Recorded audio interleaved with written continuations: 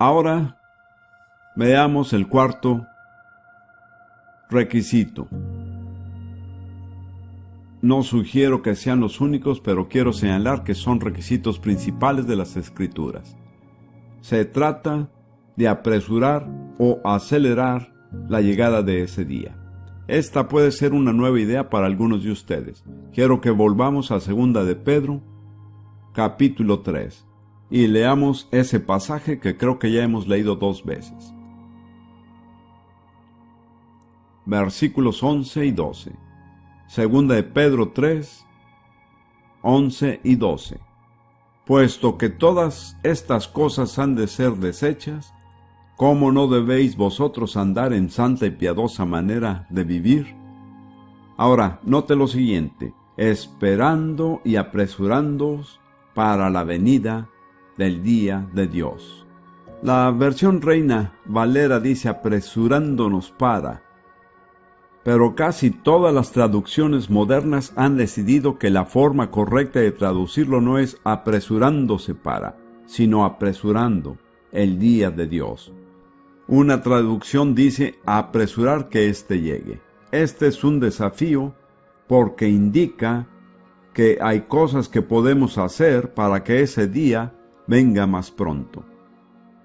Quiero referirle lo que creo que es la acción principal que podemos hacer para apresurar el día del regreso del Señor. Necesito decir a los que tienen una teología firme que yo creo que Dios sabe el día y la hora exacta del regreso de Jesús. Sin embargo, esto no sucederá hasta que cumplamos con las condiciones, ¿lo comprende? Pero esto se resuelve con la omnisciencia de Dios, porque Dios sabe cuándo llegará una generación que hará aquellas cosas que apresuren el regreso del Señor. Mi oración es que yo pueda estar mirando a esa generación. Permítame mostrarle lo que creo que es el requisito esencial en Mateo 24.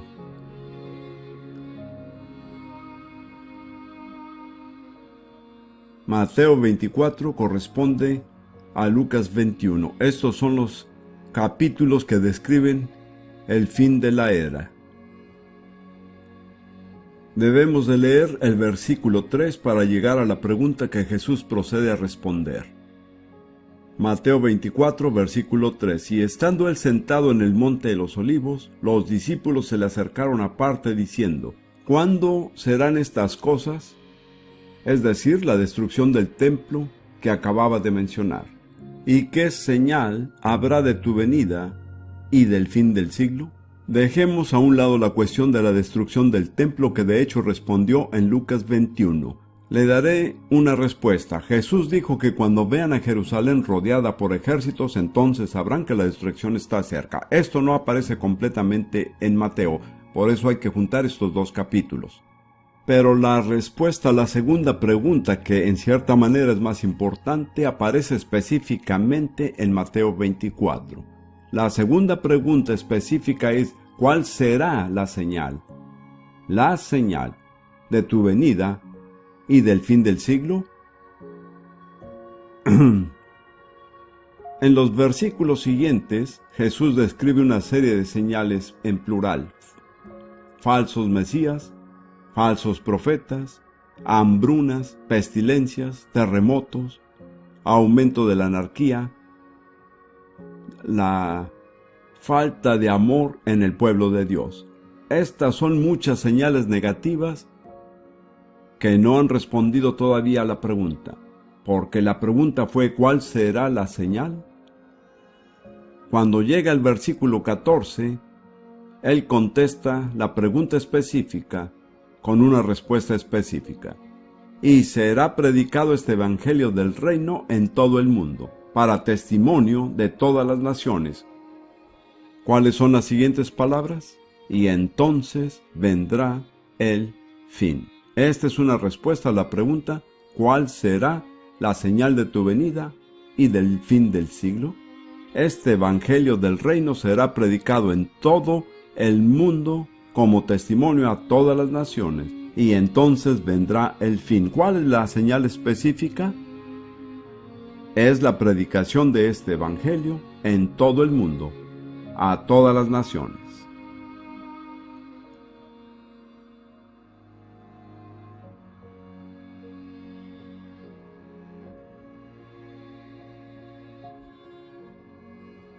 Así que, antes de que Jesús partiera, después de resucitar, Él dio instrucciones precisas a sus apóstoles, muy precisas, en dos lugares, en Mateo 28 y en Marcos 16.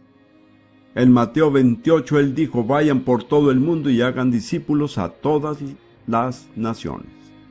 Marcos 16 manda ir por todo el mundo y predicar el Evangelio a toda criatura. A menos que la iglesia obedezca estas órdenes, Jesús no volverá. Somos responsables, ya sea de apresurar su regreso o demorarlo.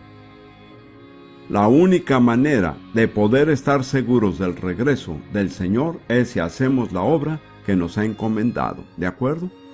Ahora, debo decir que Satanás conoce muy bien las profecías bíblicas.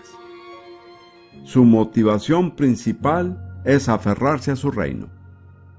Él sabe que su reino permanecerá solo hasta que se cumplan dos condiciones. La primera es esta: este evangelio será proclamado en todo el mundo como testimonio a todas las naciones. Y entonces vendrá el fin. La otra, que veremos en un momento, es la restauración de Israel a su Mesías. Así que la prioridad de Satanás es impedir que estos dos sucesos se cumplan. Por todos los medios impedirá que la iglesia predique el evangelio del reino a todas las naciones, y por todos los medios se resistirá al restablecimiento de Israel. Esa es la explicación de lo que sucede en Medio Oriente. El furor que persiste en torno a esta diminuta nación es totalmente ilógico, a menos que se entiendan los hechos espirituales escondidos. Satanás sabe que cuando Israel sea restablecido, su reino se acabará. También sabe que cuando la iglesia cumpla su tarea y haya proclamado el evangelio del reino a cada nación, entonces el Señor puede regresar. Satanás no se enfurece con una alma que se salva, porque no amenaza su reino. Aun si 50 millones se salvaran mañana en los Estados Unidos, eso no derrocaría el reino de Satanás. Pero si el evangelio del reino se predica en cada nación, a cada tribu, en cada lengua, a cada pueblo, entonces el camino queda listo para su regreso. En cuanto a establecer iglesias en un país como los Estados Unidos, no creo que Satanás esté muy preocupado porque se levanten iglesias. Creo que de hecho algunas le ayudan. No estoy siendo cínico, creo que los mantienen atados, así es, los mantienen ocupados en asuntos que no representan amenaza para Satanás. Tenemos suficientes iglesias en los Estados Unidos. De hecho, podría decirse que tenemos demasiadas. La mayoría de las iglesias estadounidenses no son una amenaza para Satanás hasta que se conviertan ¿en qué? En bases que envíen mensajeros del evangelio a todas las naciones, y la mayoría no lo son. Debo decir que creo que Satanás tiene a la iglesia enredada y la mayoría no hace más que seguir costumbres que se hacen por hábito. Cuando una institución religiosa ha estado en existencia por una generación, su objetivo supremo es mantener a la institución, sin importar cuáles sean sus logros o utilidad. Eso es casi irrelevante. Lo más difícil en este mundo es acabar con una institución religiosa. No estoy atacando las iglesias, pero quiero que note que eso nunca va a cambiar la situación del mundo.